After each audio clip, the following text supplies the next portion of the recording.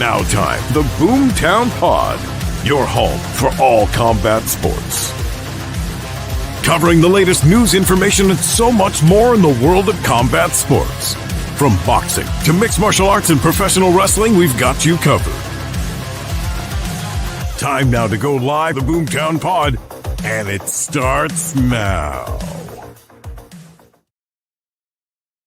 Sure does. Happy to be back. It's episode 2, season 6. It is the Boomtown Pod. Of course, we are so happy that you guys have joined us. We couldn't do it without our great sponsors over at FKN Ale. Kirk and the crew brewing up something crazy for the summer. Very excited about that. Also very excited to be joining once again with Sandman Boxing System, some place that's quite familiar with our special guest today, and we're going to introduce him very, very quickly. And then, of course, Sandstar Graphics, the new home of the Boomtown Pod, currently live in the building. We can't thank them enough for letting us be inside here. This is officially the new home for the Boomtown Pod, and of course it looks a little different because Cole isn't here. He is here. I promise I'm going to bring him on at some point today, but he is hanging out. He's getting coffees. He said he was going to get drinks for the fellas, but I don't know, because like we got fighters and stuff, so training camps, he's got to be that really good coach that makes these things happen. With that being said, hey, thanks for tuning in, guys. And of course, this is a really cool one. Rest When Dead Clothing, our friends over in Moose Jaw, Rest When Dead, Aaron York and the crew. I know that they've been teasing something very, very cool. They're going to have Reaper Wrestling, which is their promotion. They've already signed Rhino, of course, the man beast from WWE back in the day, given some gores. Free of charge, I think, is what they're going to be doing. And it's pretty cool because they also just signed Jeff Hardy, the Hardy Boys, legendary Hardy Boy. He's going to be part of their clothing company. So shout out to Aaron them. Not every day that Moose Jaw, Saskatchewan gets to sign Jeff Hardy.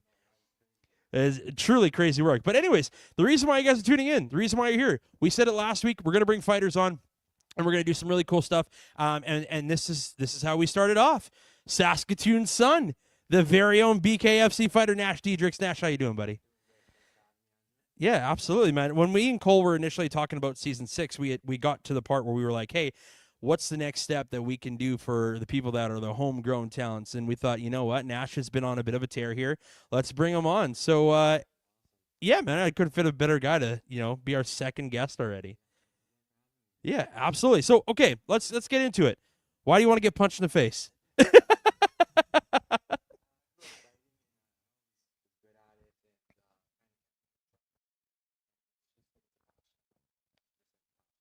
Pure passion. Yeah, man, absolutely. And I mean, a lot of people would tell you, especially working with BKFC, it's like, hey, as for those that don't know the acronym or maybe have never heard of it before and you're tuning in, your first-time listener, Bare Knuckle Fighting Championship is what it is. So this is no gloves, this is pure rap, and it is man-on-man, fist-on-fist. What kind of mentality, and this is what I was thinking about too when I was on the way here, what kind of mentality do you have to approach something that's a little different when you're not using a glove?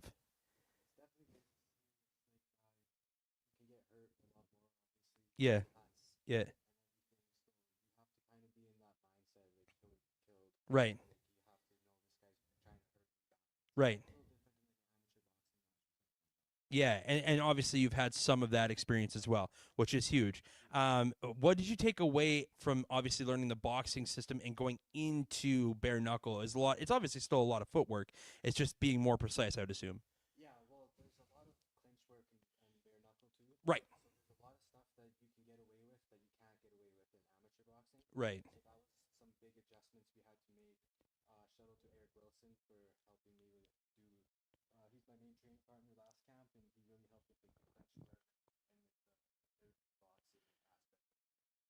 Yeah, and that's always like, and like I said, that's a little bit of a crazy part is like you go in from having that mentality of like, again, you go from the clinch work and now you're using it a little bit more with that MMA background and trying to use that, which is huge. What are some of the things that you would tell somebody that wants to get into this? Like, hey, this is what you need.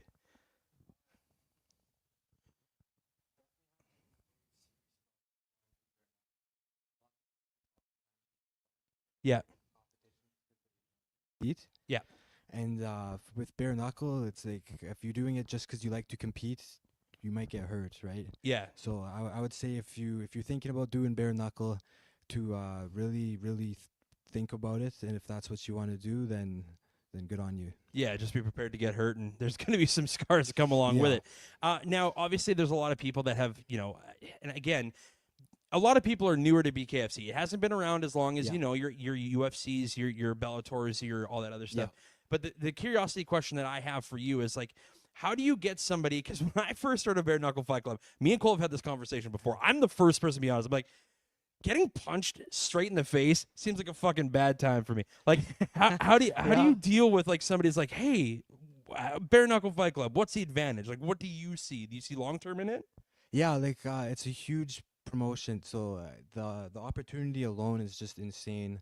Like even being kind of at the bottom, like I think the way I can work up to is just unlimited, right? Like Right. Dave Feldman is in the company. McGregor is now a part owner. Which is crazy. All these ex UFC guys are coming over. Eddie Alvarez, Mike Perry. Yeah. And it's just like the opportunity alone is just crazy. Like Now, being from Saskatchewan, and you have these brush ups with these said names, is it crazy to meet some of these guys? it is insane. Me and Cole met Chuck Liddell my last fight. The Iceman met Chuck in Palace Athena's unreal. So cool, man. Such a cool dude. like when I look back at like the video of me and him talking or the pictures we took, it's like it's so crazy. It's so crazy. Yeah, because that's literally part of you and I growing up. 100%. That's our guy. That's our guy. Yeah. He was the man. He And was- for sure, he's in a little bit rougher shapes nowadays, but I mean, Still. it's still so cool to see a legend of the sport go to these events and be such an integral part of every card. Like again, and you could probably attest to this too. We had when he was with Palace Athenas, he did more of like a celebrity signing meet and greet type thing Okay. for a lot of the women. But it was like for me, I was like in that moment starstruck. Were you in the same boat? Yeah, 100%. Yeah. Like when I was listening to him talk in the back of my head, I'm like, oh my God, Chuck Liddell's talking to me. This is the Iceman. The Iceman. This man slept people for like Yeah. 5 straight He was years. the face of the UFC for a little while. He man. was him and Tito. and Literally, Tito, they yeah. you think about matchups that happened back in the day and what started the UFC The to its onwards superstars. trend. Yeah, they were the superstars, like name of the faces. It's really really cool. So you've talked about a couple guys that are big promotion guys in that. Of course, Conor McGregor now being part Yeah. owner, which is huge. Minus all the legal troubles, obviously. Yeah. I think he's still going to be okay. Money can buy good lawyers. Yeah, I think 100%. I think he'll be all right. Yeah. And of course, you talked about Mike Perry. Any interest? And I talked to Sam Alvey about this too last week.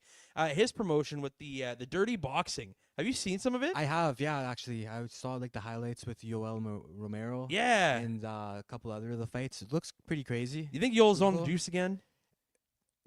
I'm not going to say yes or no, but Yeah, that's an honest question. I mean, he's Yoel's just a freak of nature. I Yeah. mean, even when he wasn't, he was Yeah. still a huge monster. But it was good to see. And again, Mike Perry obviously has been on the forefront of like BKFC pushing them. yeah. And I mean, he was great. And he found his home. He did, for sure. Yeah, he took his career to another level after leaving the UFC. Yeah, no, for sure he did. So let's talk about your career. All right. So you go in, you have your first matchup in BKFC. It doesn't go the way you hoped it goes. Yeah. Good fight nonetheless. Thank you. What did you take away from the first fight?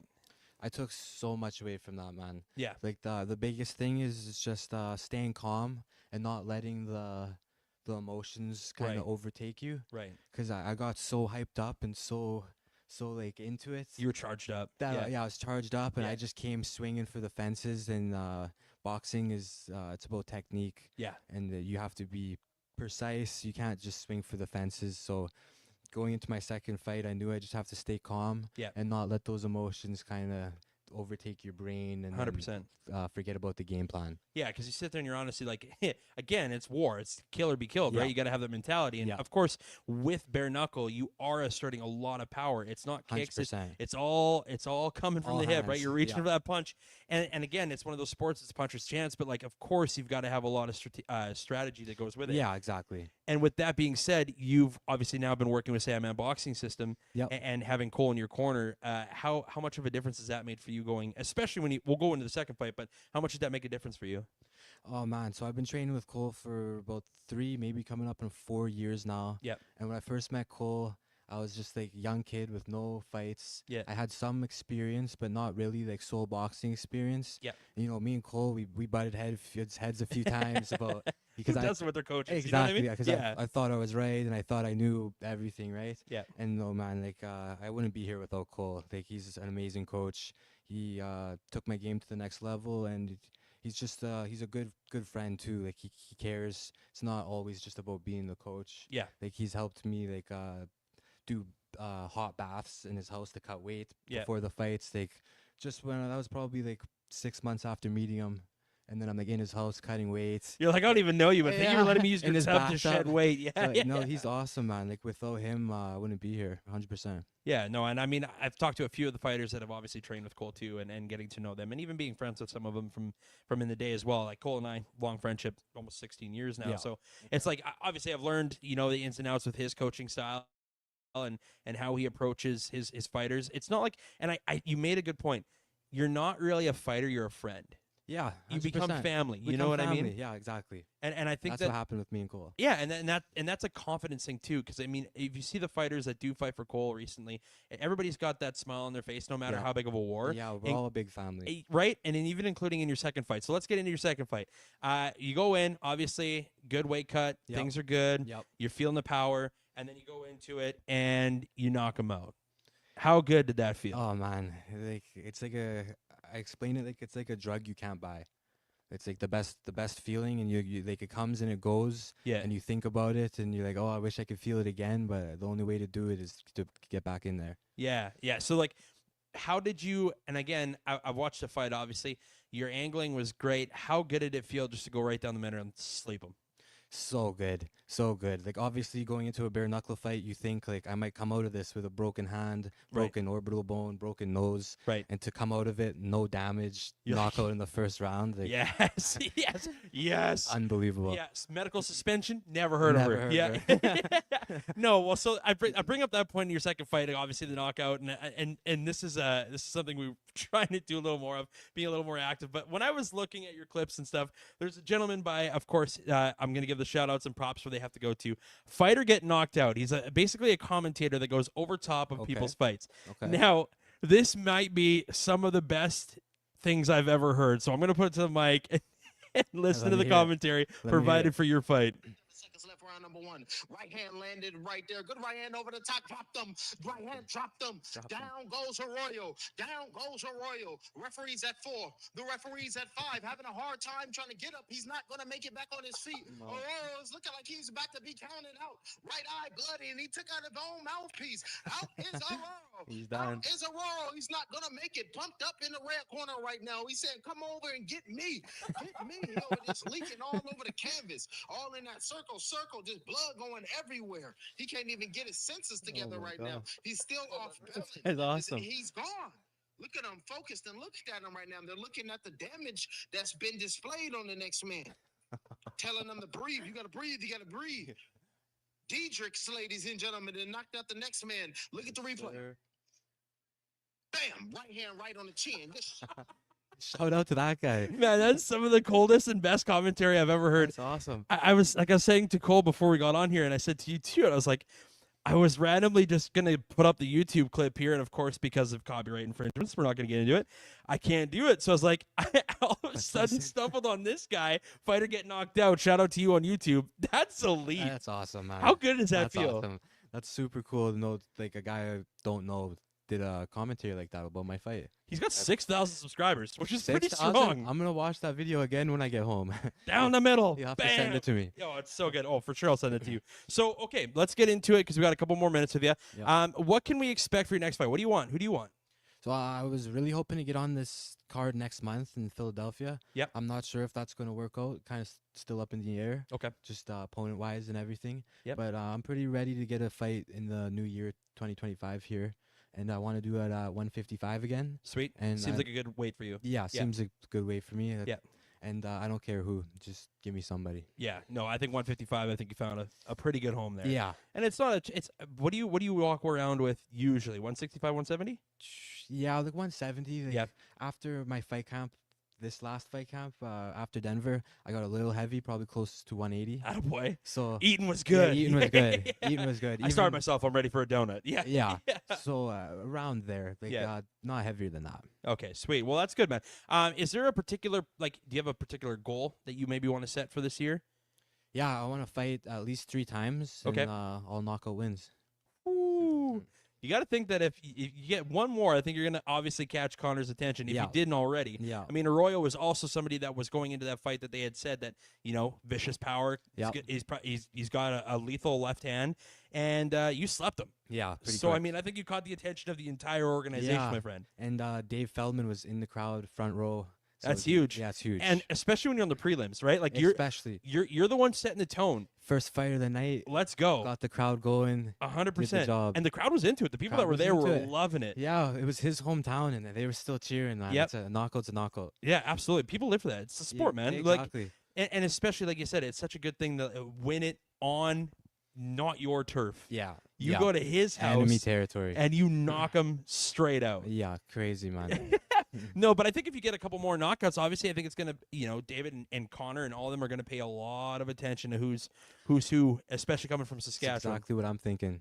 Yeah. Exactly how I'm thinking. 155, man. I like that. Stay there. I think that's gonna Yeah. be a really good spot for you. That's where I wanted to, but the first one was just like 10 days notice Well, and opportunity. and I want to talk about that. How different is it to go from a 10-day camp, obviously tough, to a full camp where you're like, all right, now we good. Night and day. Yeah. Night and day. It's like the biggest difference you can imagine. Yeah. Just like mentally and obviously physically, Yes. like cardio wise. But honestly, most of it's like mental. Like when you have a good full camp and you no matter the outcome that you tried your best. Yeah. It's a lot more like what's the word? Less nerve wracking than it is Right. when you're like, I've only been training for 10 days. Oh God. Should I been doing this? Shuffle. I'm getting hit. Yeah. Yeah. Yeah.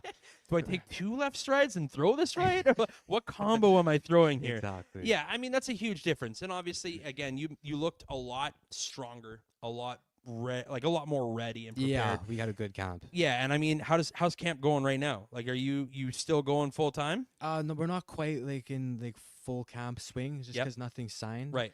And but I have been training, 4 or 5 times a week, Good. sometimes twice a day, even 3 times a day, Monster. just because I love it. It's in the But, DNA. yeah, well, as soon as the contract still is signed, like we'll write something up, and I'll be training twice a day every day. I love that. So let's play Mystic Mac future Yeah, predictions. yeah, Okay, let's say you go 3-1 yep. to start it off. You get 2 more wins this year. Yep. Who's the name you're calling out? That's a really good question, man. You name some names at 155. So 155, there's Howard Davis, Yep. which would be a crazy fight. That'd be a good fight. I've been dude. watching him. He's crazy. He's dude. so good. That'd be a good fight. That's a Yeah. brawler's brawl. It'd be all respect, man. Like, Yep. I've been, like I said, I've watched lots of his fights. Yep. I think his style is a little similar to mine, kind of Okay. like on the Yep. back foot. He's definitely a boxer. He was Yep. a professional boxer before Yep. this. That would be a crazy fight. Ultimate money fight for you, Mr. Diedrichs. Who would it be? Oh man, I'd fight Mike Perry. I'd fight McGregor. Yeah. I'd fight them all, man. Yeah, Mike Perry would be. You and Mike would be a fun that would matchup. be awesome. Mike, yeah, Maybe like I one said, day, man. it's crazy that when he made the transition over to, because he was really the first. Yeah. I mean, Chad Mendez was also there, but I mean, Chad didn't have quite the, Star power. star power that Yeah. a Diamond Mike Perry does. And- Exactly. And it's good to see Mike Perry do his thing. He's got his podcast now Happy too. for and- him. Happy for him. Yeah, absolutely. And he's just, John Jones is still his best friend. And, Yeah. like he's front supporting. row in his event. Yeah, which is Crazy. really cool. Obviously, the heavyweight GOAT, right? Yeah. So, Yeah. I mean, maybe the greatest of all time when it comes to mixed martial arts. But Lots think. yeah, man, it's been awesome to have you on here. Thank you. Where can people start following you if they want to? And tell us your favorite food in Saskatoon, because I'm dying to know when the weight cut's over. Most active on Instagram. You can follow me on Instagram, just Nash Diedrichs. And for food, I'm not gonna lie, I love it all, man. Like pizza, My guy. donuts. If I had to pick one, I love steak. Steak. Yeah, but I can kind of eat that during camp Yeah, and be okay. and be okay. Yeah. So after my last camp, it was like donuts, cake, stuff. That you, yeah. stuff that you can't eat. Fill me. Yeah. No, that's awesome, man. Of course, follow this man's Instagram. Dude, we're so happy to have you on here. And Thank you so I know that much. you're going to rep Saskatoon very proudly, Yes, sir. and the province of Saskatchewan very, very proud. Man, knock more people out. Yes, sir. We're It's gonna have you come. back. Yep. We're gonna have you back. And After my next one. I was just talking to Cole too. You know, we're gonna try to get out and be at most of the fights that we can. Yes. Obviously, he's gonna be in your corner. Yeah. So Yeah. I'm gonna try to get out there and That'd be awesome, man. yeah, man, and experience it. I've never experienced a BKFC. And again, love it. truthfully, You'd love it. I know I would. I'm a very violent person. But when we first started talking about BKFC, and you'll know this more than anybody, I was like, God damn, like just getting punched straight in the face doesn't sound like a lot of fun. And here you are selling me on it. I'm like, I'm in. We're doing this. Yeah, 100%. It's honestly, it's not a lot of fun, but putting yourself in that environment is, it's like a one of a kind thing. Awesome, It man. makes you feel alive. Well, we appreciate you coming on again. Give this guy a follow at Nash Diedrichs on Instagram. That's where he's the most active. If you guys have any questions or anything like that, you guys can fire them off to us for sure. At this point, we're going to try and bring our friend Cole Smith back on. Cole, I don't know where you are. He's hiding somewhere. Oh, there he is. Ladies and gentlemen, once again, thank you so much, Nash. We appreciate you coming on, my man. You betcha. All right. It's the tag team duo that you are so used to for the past 2 seasons. And guests from the first season. Cole, Sandman Smith. Cole, how are you, buddy? Good. Pretty good. Yeah. How are you? Oh, your tires must be inflated. They were pumped up pretty good there by Nash Diedrichs. I appreciate that. That was good. Man, it's so cool to hear his perspective because I hear your perspective from coaching all the time, but I never get to hear it from a fighter's point of view and how, because we haven't had a chance to have any fighters on. And now, again, season 6 is all about our people, and hearing Nash talk so highly about you, how does that make you feel, man? I mean, it feels good.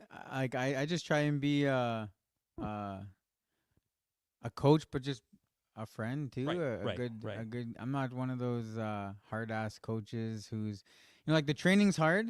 Training's not easy, no. So like I don't have to be an ass Yeah, as well. When You you're in know. the corner, you fucking, are you this it? Yeah. Is it? And I really do love boxing. I love all combat sports. So when I'm around other people who love it, we just have a good time.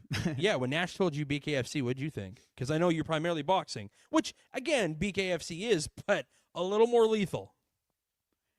Yeah, well, the first thing I said was, why? and he says, well, I've really only fought bare knuckle. Yeah. And I said, well, that's a good point. All right, bro, fair enough. And then we went from there. So it was, yeah. I mean, it is pretty wild. It's wild to be there. It's wild to see. It's a wild sport. Yeah. And for some people, that's what they're doing. Yeah. Same with, like, I love boxing with big pillows on my hands. Them And, 12 ounces are quite nice. Even when I think about kickboxing. Yeah. I kickboxed for a long time, and I just remember getting leg kicked and limping home. You're like, I And fucking I hate was this, like, I think. this is not as fun. So, everyone has that extreme, and, Right. and they like it the way they like it. So Yeah. I'm down for anything. I just love combat sports. Yeah, and I mean So- that actually getting to like talk to Nash now and understanding how he approaches camps and how he approaches fighting and wanting to do that. I'm just like, that's so cool to hear the perspective. And like even Sam last week telling us, the small little switch to make it over to karate and having the pit. It's just like these guys live for this shit, and I love it. Like if that's what gets you revved up, let's go. Like you said, you love coaching it. Yeah, and I love the events. I love being Yeah. there. I love the atmosphere. I love the fighters. I love the coaches. I just love the environment of all that. So Well, wherever I'm Nash's down. next fight is, whether he gets signed in Philly or if it's going to be somewhere else, my passport's ready to go. So I think I'm going to come out and venture to BKFC. I think it'd be such a cool experience to witness it and see if I have a guy on the inside that could maybe get me a media pass. So, I just hang out and, shoot the shit with you guys and stuff like that. I think it'd be so cool just to take it all in, what a fight camp looks like. Because, again, you and I've always talked about it. I said, if you ever got in a fight, like if it's your last fight, I want to be in your corner.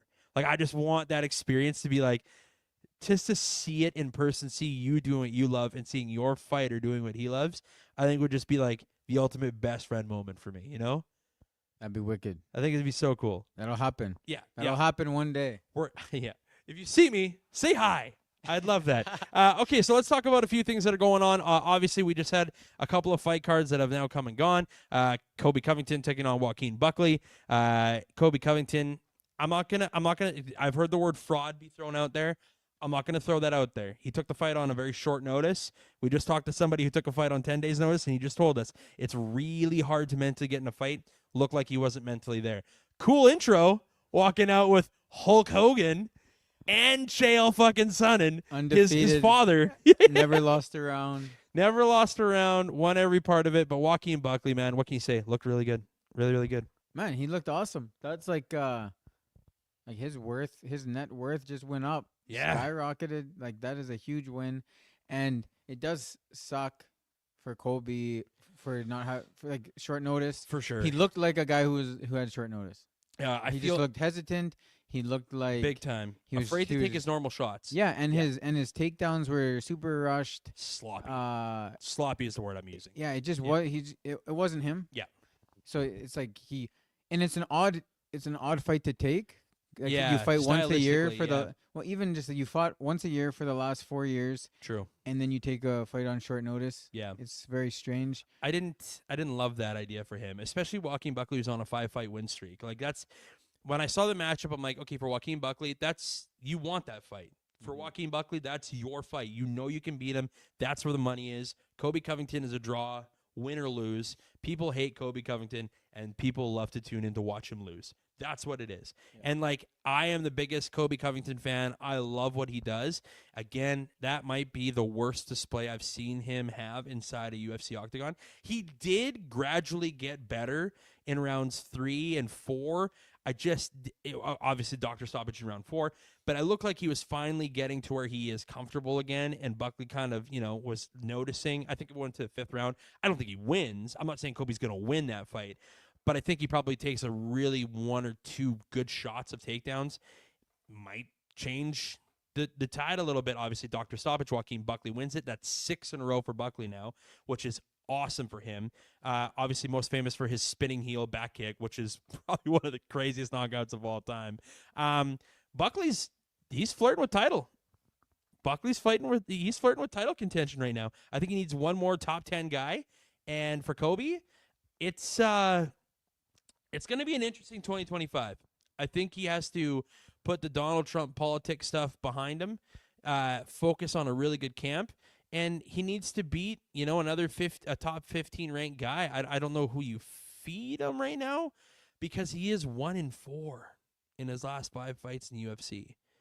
But he's a draw, and that's the issue. This man walked out with Hulk Hogan and Chael Sonnen. Like, the people fucking love him. You love to hate Kobe Covington. That's what I get out of it. He's like, the best thing that ever happened to him was when he walked out to the Kurt Angle theme song. Kurt Angle was the same way. The "you suck" chants, but everybody loved Kurt Angle.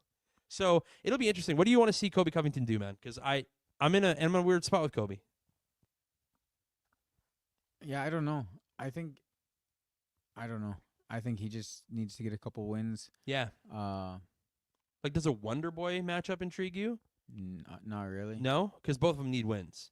Yeah, Wonder Boy doesn't seem like... I don't know.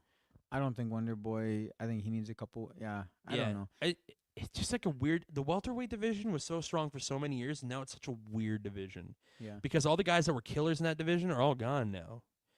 Like, you've got some great fighters in welterweight. I'm not saying it's a dead division, but, like, it's just ranking-wise, any matchup makes sense. Like, from 1 to 15, you could put them and be like, if this guy wins if the third guy loses to the 15th, the 15 moves up to, 8 or whatever, he might get a title shot. Like, that's what I'm saying. Buckley might be the next person who's eyed up Dana White and been like, hey, man, listen, 6 in a row, what do I got to do, man? So it'll be interesting. And Belal Muhammad is kind of holding up the division, too. I hate saying that, but, like, I'm just not. I get why people don't like him, and I fully get it. He's boring. He's smart. It's just like GSP. GSP was one of the most boring fighters. You can watch a GSP fight and be like, now, especially after all this, we could be like, yeah, it's not the most entertaining fight, but he's smart enough to get the job done, and that's what Belal Muhammad is. He's smart enough to get the job done. But, like, I think Joaquin Buckley knocks him the fuck out cold.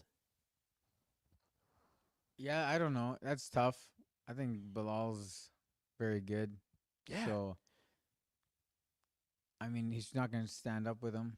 Ain't no fucking way. So Yeah, Joaquin's wrestling better be. that's hard. It's hard because I don't know who can beat Bilal. I don't like him, but I don't think he's. I think he's really good. So Well, if we look at the names that are in the welterweight division and the people that are kind of flirting around 170 again, it's like when you look up matchups, again, all of the names that we've had in the past, which were big names, they don't fight anymore. The Diaz's, right? Like Nick's gone out of. We don't know where he is. Hopefully he's okay. But like those are the guys, like the Robbie Lawlers, the Tyrone Woodleys, like the guys who were dominant for so long in the welterweight division. We just don't have a crop of guys that are like that. We've got Sean Brady and those guys, like, which is fine, but it's not the names, you know. So I think the welterweight division is Belal's for the time. It's gonna be really hard to beat him. Plus he's got a pace. Belal's got a pace. You don't have to like it. It just drives you insane. Like he's just so good that way. yeah, I think his conditioning's perfect. His wrestling's very good. He's just a guy that is annoying to fight. Yeah, He's annoying to fight. He's just not exciting at all. And I have really, it's really hard for me to get interested in his fights. Yeah. Unless he's fighting somebody that I'm interested in. Very true. Now, obviously, this weekend, let's get into boxing. Hoo-wee! Last fight card of the year in the boxing world, and it is going to be a fun one. Tyson Fury, Alexander Usyk, they had a face-off today. It lasted 11 minutes. Did I watch all of it? Not a fucking chance. But I can tell you from the YouTube clip, they literally looked at each other for 11 minutes. This is the most serious that I have ever seen Tyson Fury, and that might be a fucking issue for Usyk. When we have seen Tyson Fury be at his best is when he takes things seriously. This man just admitted that he hasn't talked to his wife or been around his kids in 3 months. He took that loss hard against Usyk, and you can tell the beard's back. He looks in shape. He's not. I'm not going to say he didn't look in shape against Francis and or Usyk. He looked a little chubbier, and now he looks in pristine shape. He cock-teased the fans. I don't know if you saw this at the open workouts yesterday. He put his gloves on, walked into the ring, took 2 steps, his little shuffle, went back to the corner and took his gloves off. He's not showing anybody anything. He doesn't want to show anybody anything. I think he wins this. A serious Tyson Fury is scary. Yeah, I think even in that first fight, until he got caught, he was making it look pretty easy. Yeah. And that's why he kind of Rounds 1 through 5. Yeah. Yeah. There was like 4 or 5 rounds in a row there where I was just like, wow, like he's making this look way too easy. And then he started showboating. And then he started trying to make fun of him. And then he got caught.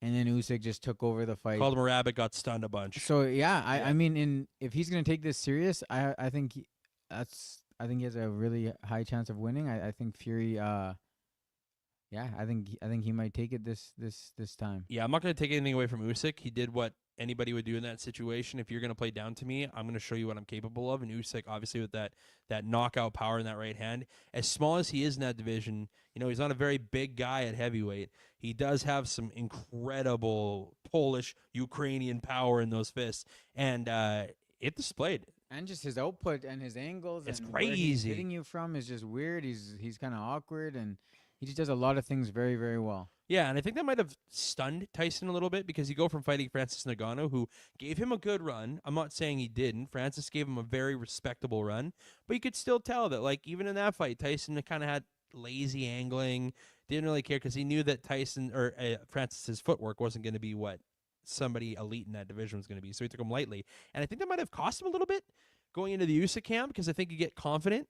You're like, I just beat Francis Ngannou, who's pound for pound the best heavyweight in the world besides John Jones. Like, it was very, very interesting to me. So I think this weekend, seeing Tyson Fury be the way he is gives me optimism that we're going to see that, like, Gypsy King killer that, has been basically the GOAT of the heavyweight boxing division for, the last 10 years?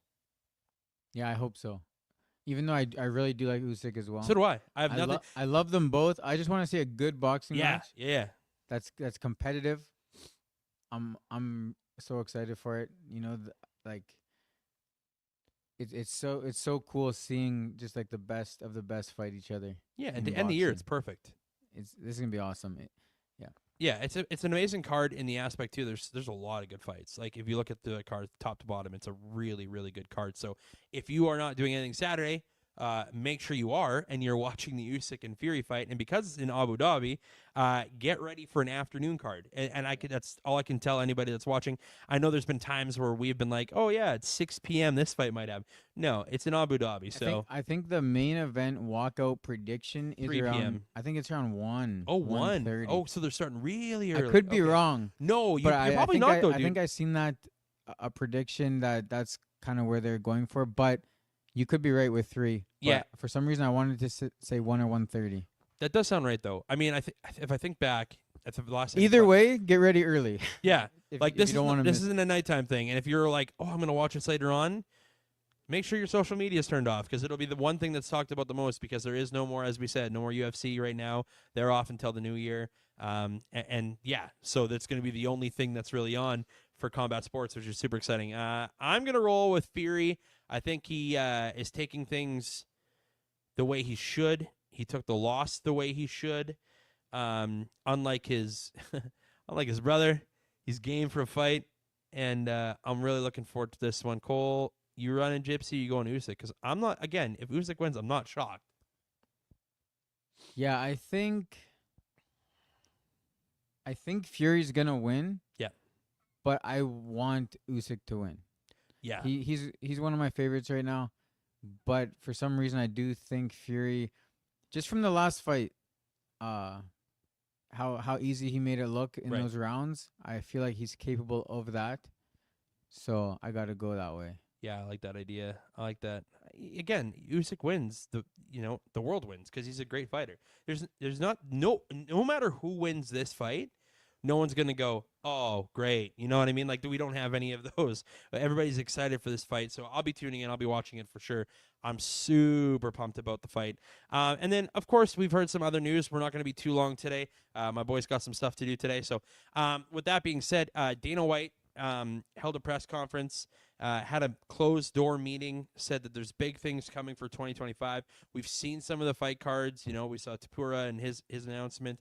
Obviously, there's some interesting developments with the UFC. There's going to be another organization that you and I are going to talk about a little bit with Global Fight League, which is making the rounds this week, which has been pretty much talk of MMA.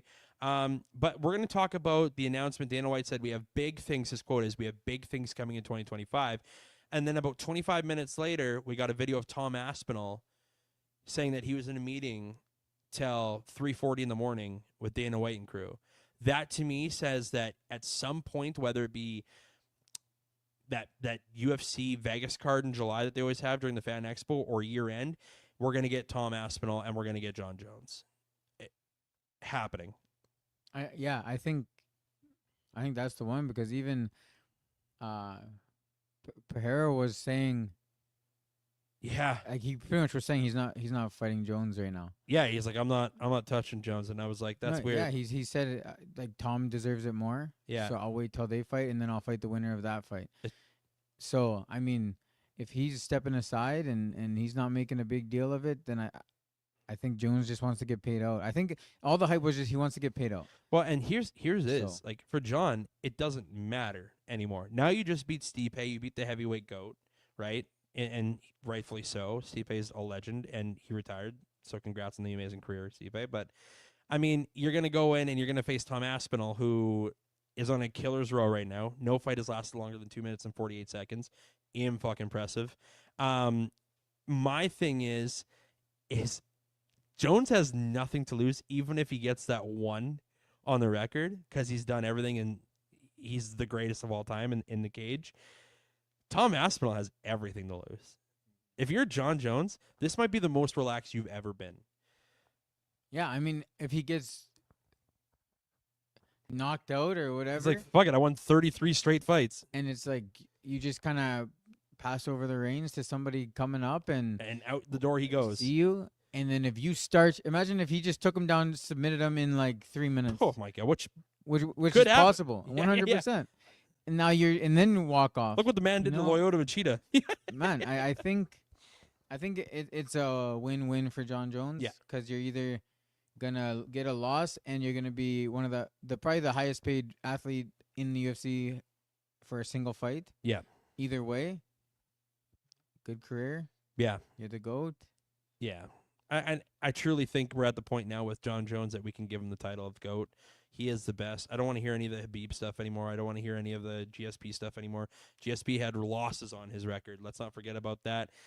John Jones remains undefeated and also got the one no contest that he had forfeited back to him. So, I mean, he's undefeated. And again, Tom Aspinall, from the mindset that he has, and I watched the video that he posted, and it was like 3:48 in the morning, and they had just left Dana's office. So for me, when Dana was like, we got big news to announce, I think that card, hear me out, because I think they're going to push it till July.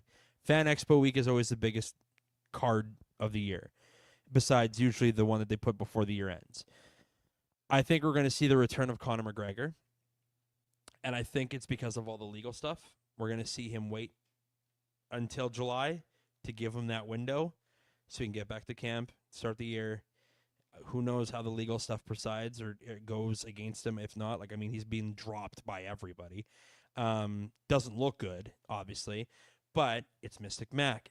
So if I'm Dana White and I know that Mystic Mac maybe needs a little more money because he also got dropped by Proper 12. That was one of the brands that he got dropped by. It's like, hey, Connor, I'll give you $30 million. You come back one time. You're going to fight Michael Chandler. We're going to finally give the fans what they want. You guys are both on losing streaks. Doesn't matter who wins this fight. You guys are both going to get paid, and you're going to co-main event for John Jones, Tom Aspinall. Tell me I'm crazy. I mean, I think that could happen, but I don't think they have to offer him very much money anymore. Connor? Yeah. You don't think he'll take 30? I think he would take 30. I don't think they would have to offer Looking 30. at Alexander Pantoja on this last fight got $3 million against Kai Asakura. What I'm saying is Connor isn't worth that anymore. No. Well, okay, yeah. That's a great point. So I'm saying they wouldn't start by offering 30 million. I think they give him 10. Yeah, I think well, 10's a maybe pretty that, pretty but, like, reasonable offer.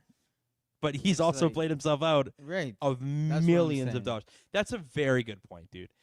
That's a really good point because And because you got kicked out of all these things, your streams of income have dried up. yeah, well, and So he now lives a it's very like- lavish lifestyle, my friends. Now it's like you're gonna take whatever we offer you. You don't have a holdout anymore. Yeah. You don't have all these. You still payments owe us coming 2 in. fights, and we're gonna make sure we get those. Right. Yeah. So now it's like the UFC kind of has the upper hand. Once again, on Dana that White has all the power. negotiation. Right. Yeah, it's so So, fucking I don't think crazy. it has to be 30 million. I think it could be 5 million. Yeah. Yeah, I think he gets paid. Again, I think Michael Chandler has been clamoring for the fight. I think his head wasn't in it against Oliveira. I don't think he wants the title. I don't think it's ever been about the title for Michael Chandler. He came over to Bellator to prove that he could fight with the top 15 of the division, and he has. He has competed with every single guy that he's fought. Obviously, he got backpacked and like walked by Oliveira in that last fight. That's the weakest I think we've seen him. Obviously, he got knocked out and Storch a couple times, but he's always put on interesting fights. You can't say Michael Chandler's had a bad fight in the UFC. No, he's fun to watch. Yeah, like even when Oliveira was backpacked on him and Oliveira had his tongue out, he's like, what? This guy's walking with me right now? And then he dropped back and Chandler was laughing. He was laughing. Like, people love that shit. So I think if Jones does come back, it's going to be, I think it's UFC like 315 or 16. I'm trying to remember the date on the card, but again, we talked about Mystic Mac predictions. I think he's going to be back for the co-main event against Michael Chandler, and then we're going to see Tom and John, and they might have UFC 300 was supposed to be that mega card, and it was a good card, and we watched it. We were there at the brew house in person. It just wasn't what people thought it was going to be like 200 was, right? Like the gold ring, the crazy antics of 200, Brock Lesnar, like all these over-the-top guys. I think it's going to be a lot different, and I think he knows that they got to – it's not that they're getting killed. Right now, I mean, there's so many fighters that are in free agent frenzy that are asking for outs of their contracts in PFL. Things aren't good for PFL right now. Like, the money's good, and they're paying their fighters lots, but they're in a world of trouble right now. Like, you got, especially since the merger of Bellator and PFL, we don't hear Scott Coker anymore. Where's he at, right? Like, this is the man who ran Bellator, and he didn't run it to the ground. He was doing great. Just thought PFL could add more, especially with their divisions. And now you're seeing the likes of, Patricio Pitbull, who's like, I'm out. Like, I'm done with this. You know, Gegard Mousasi walked. He's like, I'm done with this shit, which is one of my favorite fighters, one of your favorite fighters too. There's just so many guys that are like upper echelon guys that are in that division. Like, when the fuck am I fighting? Yeah. Like, why am I Johnny Eblin? You know, like these guys are all like, why the fuck am I not fighting? I am in the prime of my career and I am not fighting. So I think Pitbull ends up in the UFC. Dana White, when they talked about it at the last fight card, it's like, any chance that we can see Pitbull? His eyes lit up. Like, he generally wants Pitbull there. Mhm. What do you give Pitbull? What do you give him per fight? $3 million? Pantoja money? I don't know. I think he's a great fighter. Yeah, he's the man. And then It's you've just got hard when it comes to money. well, then you got Patch, right? You got Patch in that or in the other divisions too. Like, and he's such a good fighter. And again, not fighting. Like, all these Bellator champions are not fighting unless your name's like Chris Cyborg. And even now, she's kind of more focused on boxing against Clarissa Shields, which is fucking cool. I hope that happens. It's just like, it's crazy, man. It's just hard to compare other leagues to the UFC It is, and because most of the time when they come over, they don't do well. it's so true. So The- that's like I think, yeah, it's just tough. It's just tough to compare. It's like when we had Strike Force. When Strike Force was strong and their biggest fighters would come to the UFC, they got exposed, Yeah. right? Like Jake Shields. Jake Shields was supposed to be like the man who beats GSP, Right. and now Jake Shields can barely beat Ariel Helwani. Like, Yeah, even I mean, probably one of the best who came over was like Gegard.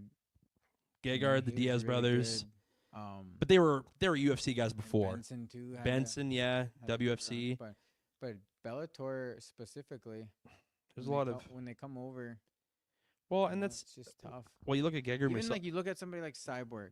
right, yeah, Like she went years without losing. yeah. Goes to UFC, gets starched in her third fight. Right. Yeah, yeah. So it's just tough. It's like UFC does have the best fighters. Yeah. It's just hard to argue with that. you know? Yeah. No, without a doubt, they are the best fighters, and that's why they're in the caliber that they are. They're in the world that they are. And I mean, knowing that, obviously Dan's going to pay his favorite fighters a little bit more, and like these guys that are coming over, like again, like I said, his face lit up when they mentioned Pitbull. I mean, Pitbull, there's so many interesting matchups. It's like Kaya Sakura comes from Ryzen and is one of the biggest names in that draw, comes over, gets starched. Fuck, did Pantoja look good? Like, whoo. Kaya Asakura had no chance. And I'm watching highlights of Asakura throughout that entire weekend. I'm like, damn, dude's fucking legit. And like, especially in Risen, but comes over to the UFC, gets slapped. Didn't even look good. Like, Pantoja, that's just saying the fighters are that much better because they're on the platform that is the UFC. Those three letters are the biggest in the world. And so I guess the last thing we'll get into, because we do talk about everything combat sports, WWE officially announcing that they are going to be on Netflix, Monday Night Raw starting in January.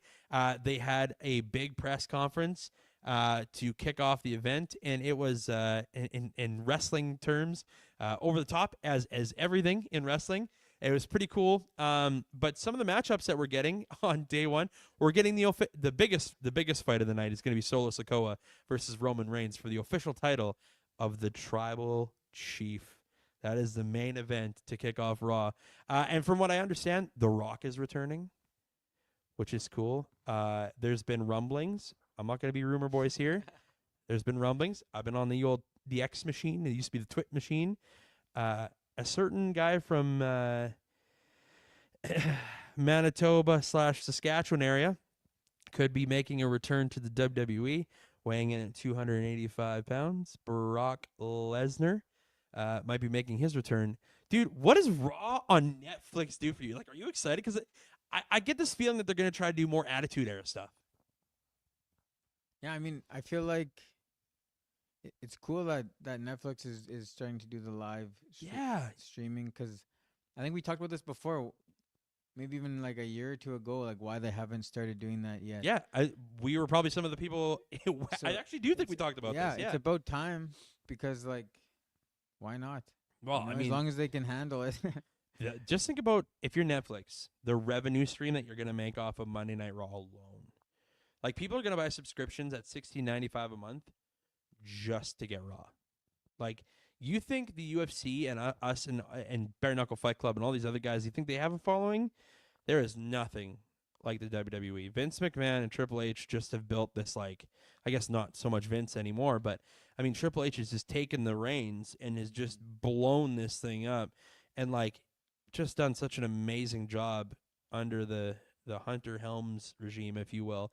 And yeah, like you brought back fucking CM Punk, who literally shit on the company for like 10 straight years, and he's going to have a match against Seth Rollins, who has arguably been the man in WWE for the last 10 years since he left. So there's just so many cool, weird storylines that go into the wonderful world that is wrestling. But again, I agree with you. I think it's time that Netflix took shots.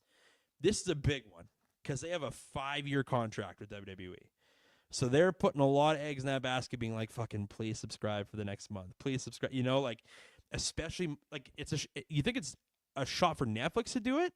Think about how much money Raw is trying to make off this, or the WWE brand itself. I mean, they've been on the USA Network for years. So I can only imagine the partnership and the money that they've made off that. It's like a bold risk. It's a bold take to be like, fuck, we could lose millions. Yeah, so what does that even look like? Like, that's what I'm saying. It's like, how much revenue do you generate from So they're the going to streams? be off TV completely? Yeah, And they're not just going to be on solely on Netflix? From what I understand, Canadians and Americans will have Monday Night Raw on Netflix strictly. Other streaming platform services like the WWE Network and stuff like that, they're all collapsing. Like, they're not going to be a thing. Triple H announced that they're also not going to have any of the archived old stuff yet. I think there's probably some logistics to get it on there, but they don't have anything that's going to be on Netflix. So you can't watch like Survivor Series 2002 or like anything that you can't watch. Ooh, I hate using this name. Can't watch any Chris Benoit fights. You can't watch any of that kind of stuff. Oh, we're getting canceled for sure. But like, there's so many but he was a golden face of that era. But there's so many cards that you can't you want to watch. And as an old fighter, I love watching those or a fan of the old stuff, watching the Hardy Boys against Edge and Christian versus the Dudley Boys. Like, that was so fun. Just to relive that for a little bit of your life would be sweet. But I don't know how that looks for them because USA Network has to pay them millions, if not, $1 billion per year to have them as part of their network. They draw an average attendance of 885,000 people a night watching. Like, it's a lot of viewership. On a good night, Raw can put 1 million on TVs. That's when you think about how many products there are now with between AEW, WWE, TNA. Like, there's so much wrestling right now. And it's good because wrestling kind of died for a little while there. And now wrestling has hit this resurgence where, like, all of our favorite fighters are coming back. These weird surgeries have, like, offered them another 10 years of careers. Like, you look at guys like Edge, who was never supposed to wrestle, had to retire early. All of a sudden, he's in AEW. It's like, it's just wild to see all these guys, come back and whatnot. But, yeah, I think that does a pretty good job of what we were trying to get after today. Cole, what do you got? How did Leader go? Fill us in. You talked about Leader. How did the Leader fight card go? It went good. It was Chelsea. Chelsea, it was her second fight. She won. Good. It was good. It was like population 800. Oh, wow. So it was fun out there though. Yeah. We hit every store in town. All 7? All 7. The antique shop. Oh, yes. Shout out to the Leader Antique Shop. Heck yeah. So, but yeah, the whole event they do it once a year. Oh, it sweet. was awesome. It's awesome every time. Right on. And yeah, we got some wins. So. Good. Now, do they do quite a good amount of people there? Like, do they get a good draw? Actually, it is. Yeah? It's freaking full. It's packed. That's what There's I'm a talking lot about. of people. What else are you going to do? Leader Saskatchewan, Besides visit 7 antique shops. There's an antique shop. There's dice, statues around town. There's animals. That's it. Damn, you really sight saw. No, cool. Well, that's going to wrap things up for us tonight. Of course, we got to thank our sponsors like we did at the start of the show, FK and AL Kirk and the crew. They're going to be down here. I think they're going to come down here fairly soon. He was texting me the other day, going to have a little trip to see us again, and hopefully we can run another UFC card or something and have them as part of the group. That man, it's a great partnership. We love working with them. And of course, Sandstar Graphics, our new home. You can see the lovely background, these beautiful Sandman Boxing System shirts.